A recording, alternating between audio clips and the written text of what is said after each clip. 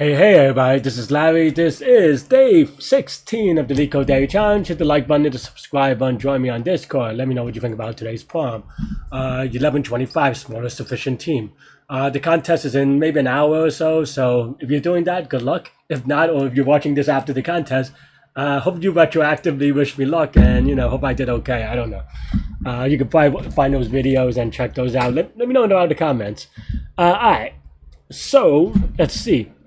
1125, smallest sufficient teams. So in a project, you have a require skills and list of people. The person I contains a list of skill that the person has. Consider a sufficient team, a set of people such that every requires skill and requires skill. There is at least one person that has that skill.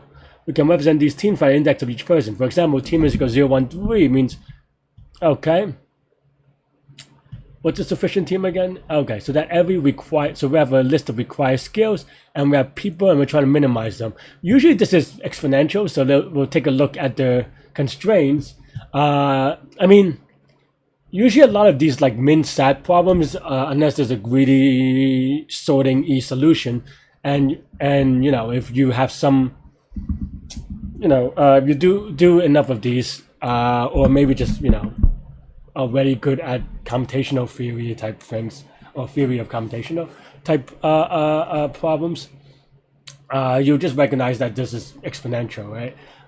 This is an NP or one of those. I always forget which one is NP and which one is an NP complete, because for my purposes, they're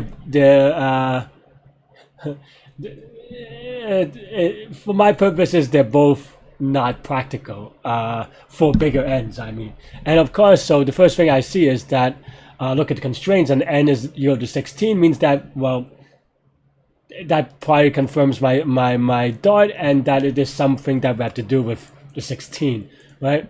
Of course, that's not always the case. In that is, just because it is an NP doesn't mean that there's no pseudopolynomial algorithm, which the most famous of which is obviously the knapsack problem. So you have to kind of look at the constraints to see, to get a hint to see what you're optimizing for. And in this case, we have 16 skill, we have 60 people. So those are the things that we're trying to figure out. These are the constraints that we're trying to figure out, right? Okay. But there are a couple of ways you get. Some of this is just going to be practice and figure out the permutation, because there are only really a couple of, with enough practice, you can kind of see the different ways of doing it, and there are really not that many different ways of doing it. Maybe I don't want to say that. It does get harder, but within the scope of maybe interviews and stuff like this, there are only a limited things. There are advanced dynamic programming techniques that are not relevant to this problem, and usually are probably just out of the realm of interviews in general. Maybe like if you speak Codeforce, maybe they're like on a 2,000 plus rating or something like this, which at least to me is probably too difficult for interviews. So in this case, my first, anyway, to get to what I mean is that okay, so the number of skills is 16, and these are the things that we're satisfying. And of course, 16 means that we can do 2 to the 16. And 2 to the 16, of course, is just, what, 32,000, is it? Or am I just, like, making things up? It's either 32,000 or 64,000, right? Or 65K, right? So 65,000, I'm off by a factor of 2. And 65,000, so that's, like, one of the dimensions would be probably okay as long as you keep the other things relatively manageable. And then the other thing is people, because we're going to use people once. Then that, if you just go each person in and out, and how they modify these things, then that should be good enough. And what I mean by that, the states is, you don't have to even sort them, but just that, you have a suffix type thing, which is noted by the index, and then the 2 to the 16, which is the power set of every possible, I don't want to say the wrong word, but what's it called? just the power set, right? Every possible in and out thing that we can have. And in this particular problem, and I've kind of been doing this a little bit the last month or so, though maybe before that not as much, though I try. It's this thing that is a very scary to some people, or to many people, so don't feel bad if you haven't gotten enough practice. It's just one of those very very competitive programming-y thing that if you haven't seen before, it may be intimidating, but I assure you it's not so bad, which is the Bitmask, right? And I mean, not to say that, I mean, or I want to say that it does have, you know, real practical things when you talk about optimizations in certain things like bit vectors and stuff like this, but for the most part, you know, it's usually like an optimization, right? You usually don't need it on the first go at things, so you know, worry about solving the problem. So anyway, so Bitmask may sound intimidating, but really the way that I always describe it, and hopefully, you know, if you're a new viewer, then maybe I'll do it again, but if not, then this is a good refresher, which is that really how I use a bit vector in general is that it is just an array of bits, right? An array of Boolean values, right? So basically, let's say you want to, and in this case, there's only 16 of them, right? So let's say, you know, maybe we have a satisfactory array of 16, and this goes only up to 16. I'm hard coding it. It's not real code anyway, right? So yeah, so it goes to 16, right? And of course you can do things to do this for memoization, etc. But and of course, if you kind of write it out, and this is actually kind of a weird way for me to write it, is that the 16, but then it could also just have false, true, false, or whatever, right? Dot, up to 16, you know, just a regular Boolean array of up to 16 elements in this case. And of course, you can think about this instead of false and true, or true or false, you can think of false as zeros and true as 1. You can also think of it the other way around, but this is the usual convention, so you know, so you do your thing. I didn't match them up right, but you know, you get the idea, right? And of course, now you have an array of this, and there are only 16 of these, so you can kind of compress them into a number, if you will, into just 0, 0, 1, 0, 1, 0, some whatever binary number. Maybe I have too many digits, but you still get the idea of 16. And then now this is just a binary number. A binary number, yeah, and then you can store this in a number, right? An int or something. Oops, an int, right? An integer. And that's basically it. So that's basically the idea of a Bitmask. There are some like random things where, you know, people try to get at different bits. Like if you want to look at, you know, I used to have a tutorial on this, but maybe I don't know what happened to it. But yeah, you want to see if this bit or this bit is 1, then you can do like, you know, you take a 1, you shift it.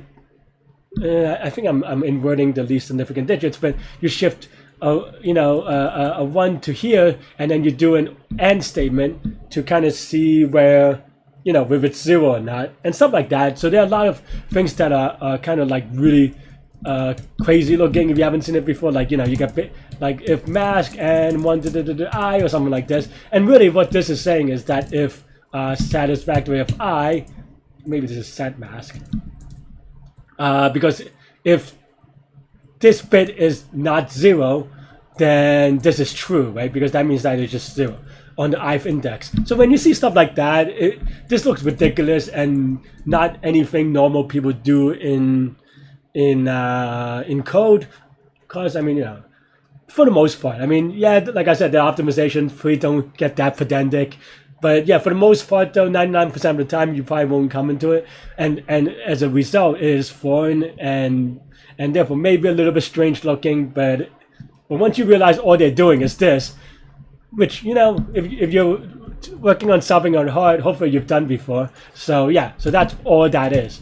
Anyway, and how they get the 2 to the 16 is that if you think about this, this Boolean array, there are 2 possibilities for this one, there are 2 possibilities for this one, so 2 possibilities for each slot. So then this is just 2 times 2 times 2 times 2 ...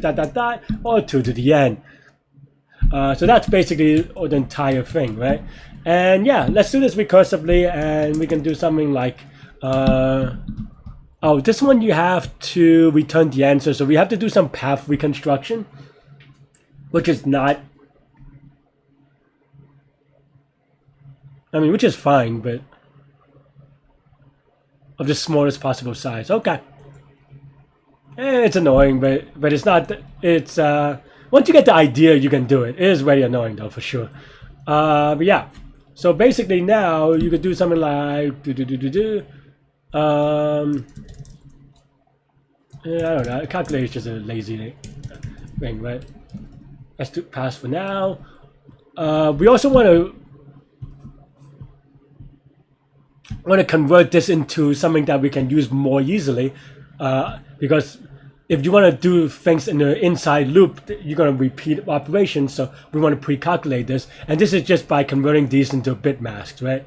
So yeah, so for example, for index or in enumerate requires skills, oops, caps lock by accident, something like lookup of R is equal to index, and then we have lookup is equal to just a hash table, right? And basically this is just giving us the index, and then now we have a people skill setup, right? And then now for P in people, I guess it's a P list, maybe, right? So P in people, so the current skill, that's not a, okay, is equal to 0, and then for S in P list, these variable names are terrible, and it's my fault, but hopefully you're still following. So for each skill, we want to do the lookup of S, and then now this gives us the index that's here, right? And then now, what we want to do in our old traditional thing is do something like satisfactory of is equal to true or something like this, right? So the equivalent of this is just that we shift this by this index, and then we OR it to the thing, right? And that's basically the idea. You could kind of think of this as skill is skill is some binary thing where, you know, as we kind of talked about, is a Boolean thing, and then this basically just goes, okay, well, this is now going the other way. So if the index is say 4, we go 1 2 3 4 1 0 0 0, and then now we OR it in. So then now this, if you do the bitwise OR, you see you kind of just mash them up, so it's going to be the same as before. And basically the bitwise OR just change anything that's in a 1 here into a 1 here in the final result, and that's basically all we're doing. And then now we want to do people skill dot append skill, right? So now we have the a easier thing to use, as we'll see in a little bit, right? Yeah. This is hopefully I have enough time. I have enough time for the contest, but I want to take a break before the contest. That's why I'm like, yeah. Okay. So then, right, if index is equal to n, then we return 0. For now, we'll calculate the min, and then we'll figure out how to convert it to path reconstruction, which we will obviously have to do because that's the problem. So yeah, so if then index we actually do return 0, now we return infinity, because then well, maybe not, that's not true, but okay. So right, so basically what we want to say is if mask is equal to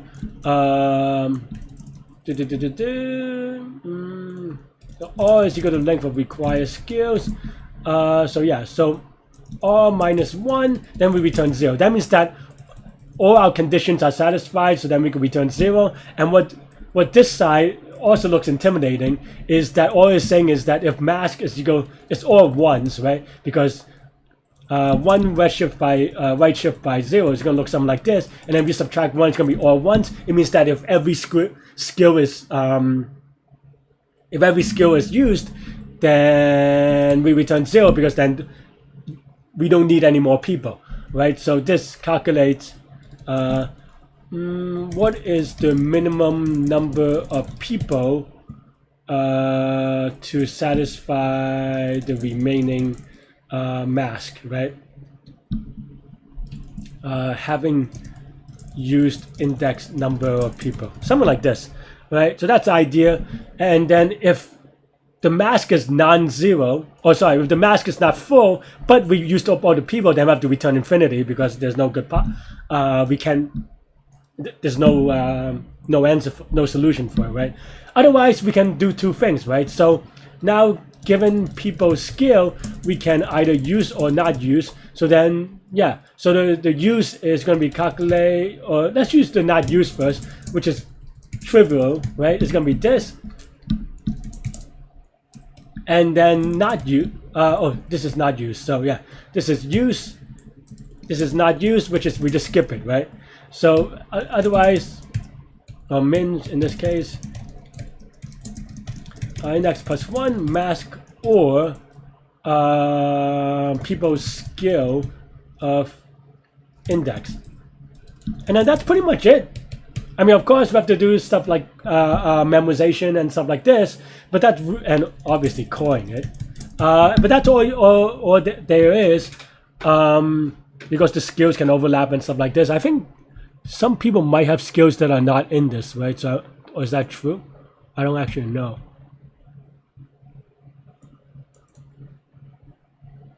Oh, okay, actually it is. So otherwise we can just do like a, I was just going to say if S is in lookup or something like this, but I guess it's always true, so it's fine.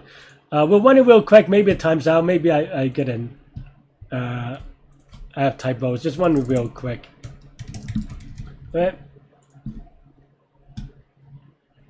Oh, right. Let's print this, and then we return. I guess we could just do it like this.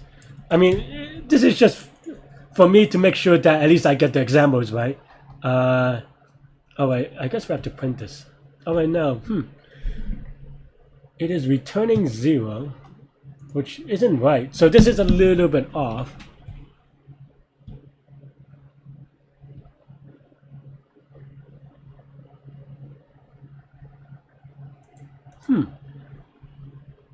Why is this off?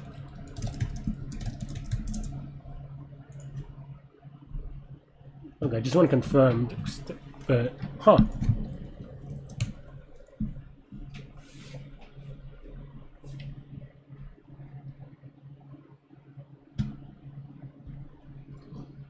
How did I even get 0? Oh. Why we're getting 0 is because I forgot to do a +1 here. Silly Larry. Because you used a person, now it's +1 for a person, right? So yeah. Okay, I mean, still the wrong answer, but now you have the right length, and then now we have to path construct, right?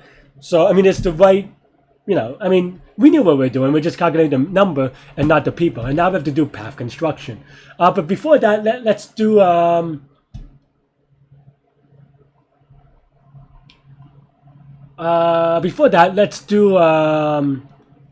a memoization real quick, because this is, you know, this branches out twice on every index, so it's going to take like just exponential, right? So as we said, index is going to be from 0 to n, mask is going to be from 0 to 2 to the r minus 1. So yeah, so that's what we're going to allocate space to do, right? So let's do it. So has cache is equal to force times and maybe n +1. I don't think we need a +1, but I always do it. Or I don't always do it, but I try to do it because I don't know. I'm a silly man. But yeah, if this has cache, otherwise let's, you know, set up for cache, right?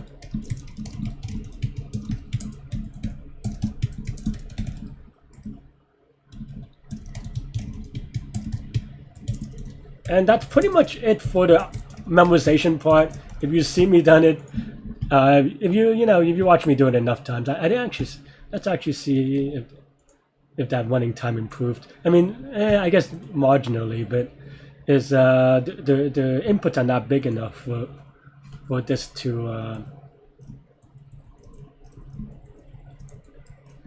maybe I could do something like to demonstrate this a little bit better.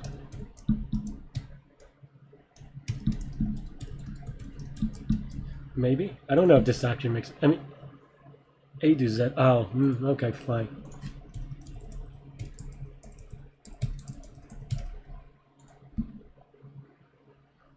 It should be, yeah. Oh, okay. Well, okay. Just believe me that it makes it a bit faster. I mean, it maybe it's twice as fast, but I don't know. In these ways, small examples, but I don't know. Right? It's within the margin of error of just fluctuations. Okay, but we haven't solved the problem yet, right? Or at least not fully. We have figured out the minimum, which is great. And yeah, and what's the complexity here? Let's go through the complexity real quick. So the complexity total time, it's going to be you go to the number of inputs times time per input. Number of inputs is going to be n times 2 to the, roughly speaking, O of this, right? Big O. And each input takes O of 1 time. So n space. So yeah. So now we have to figure out how to reconstruct the path, right? This is fun, this is great, but it's not good enough. So there are a couple of ways you can do it, but the idea about path reconstruction is first construct the path. Yeah. So maybe the thing that you can do is basically go. How do I haven't done this. So maybe like next item. I don't know. The naming could definitely use help. But let's just say we have a next item thing. I haven't. And basically the idea is just simple. It's a enum thing. It's very simple. Basically you want to say use is equal to 0. Not use is equal to 1, and that's it for enum. And then now here we can say next item of index mask is equal to not used, right? Because that's the default. We just set it here. And then now we have to write this a little bit differently. So if this is less than best, then we have to update best. Maybe we'll just say use result is equal to this thing, so I don't have to. Yeah. Right. I mean, it is cached anyway, so it's not the perform. It's just a little bit prettier, right? So this is how we would write the equivalent, and here we would write next item of index mask is equal to use, right? So now we know. We construct the path, meaning that for every particular state, we know what the best idea or best usage here is, right? And of course, the answer may not be unique because they may return the same thing, right? So, and in this particular case, you can return any particular team, so it doesn't matter. But be careful. Some problems actually makes you do weird things, and you might have to be a little bit more careful what the default cases are and stuff like this. But yeah, so then now we run the calculation, and then now we can do a path, right? We start the path, yeah, and nothing, and then basically we go index is equal to index mask is equal to 0, 0. You could also do this recursively, actually. Is it better? I don't know. Maybe the recursive. Let's do it recursively, just because it makes it follows structurally. There's a symmetry in the construction, I guess, right? So yeah, maybe something like reconstruct, right? You have index mask, and then now basically if I don't know the base case. How do we want to return this? We just return an array. Alright, fine. Yeah. So R is equal to right? If index is equal to n, technically this is not possible. So I don't know, right? You can actually technically just assert this, right? Larry the noob, right?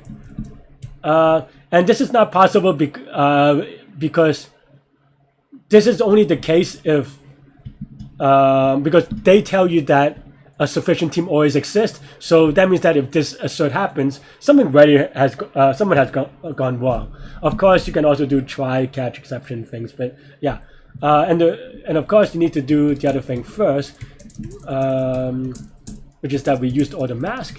Then we return all, I suppose. Otherwise, it's very simple. If what do you call it? Next item of index mask. If this is equal to use, that means we use the index person. The wording is a little bit awkward for saying that we're using a person, but yeah. But okay. But yeah, so that means that index is inside the thing. So that means that all we want to append how do we want to write this? So we want to do reconstruct index +1 mask. Maybe this is a little bit awkward. I think I wrote this in an awkward way. So then all is equal to this thing, right? We used it, so then now the state that we want to visit is, we want to keep it consistent. So this is the reconstruction of that, and then we want to do all append index, or technically maybe prepend, but yeah. Otherwise, all is equal to reconstruct index +1 mask, and then we also append index. You may have to reword it, but that's fine. And that should be good. I mean, I think I'm returning stuff in weird order. Okay, well, maybe not. Dun dun dun. Okay, maybe I just didn't do something right. Huh. Because it's just listing every number for some reason. 0 0 2 2 2 2 2.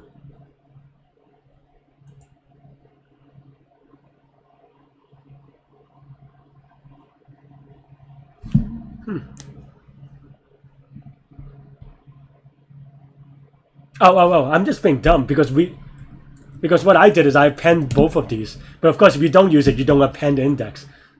Whoops. Okay, there we go. And as we said, it's going to be a little bit backwards because, we basically put things on the stack and then we're appending it. You could probably just put this in the front or just like reverse it at the end or something. I don't know. As long as you do it once. I mean, it looks a little bit yucky, even though I know that technically is. And this is only a quick linear anyway. So let's give it a submit. Hopefully it's right because I said a lot of stuff to be wrong. 1202. What did I do last time? I guess I did the reconstruct. Oh, I did the reconstruct the recursive again. But yeah. So we did the analysis of total complexity for this function. What's the complexity of here, right? Well, you can write this in a folder. This is tail recursion. So this is going to be linear in the size of n, because if you kind of look at it, if you kind of just draw out the matrix, if you want to do it, I'm too lazy to pull out the painting stuff for this because it's an easy visualization. If you want to draw out the matrix, you can see that every time we move to the right on the index, right, index +1, and then mask, we do some stuff to it, but at most we're going to go n times. So this is just linear time. In terms of space, it's a linear space.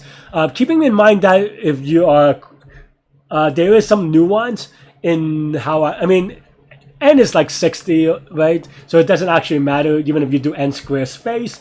But it's easy to do n square space. Here, I'm not going to go into the references and stuff like this too much in Python, and even your language maybe.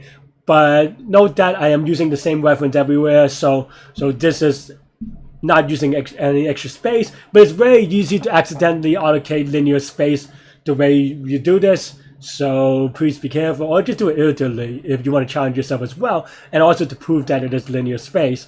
So yeah, I think that's all I have, right? Hopefully this is helpful. This is a very long video, so yeah, let me show you the code once more. Here's the top, the pre-construction. No, the pre-processing. That's the word. The pre-processing here. The regular, well, just to set up and enum, and then this is the dynamic programming, and yeah, this is the recursive memoization DP, and this is the path reconstruction top-down or recursive way of doing it. Like I said, you can do it iteratively. Whew, that's all I have with this one. Let me know what you think. Have a great weekend. Stay good, stay healthy to good mental health. I'll see y'all later. Take care. Bye-bye.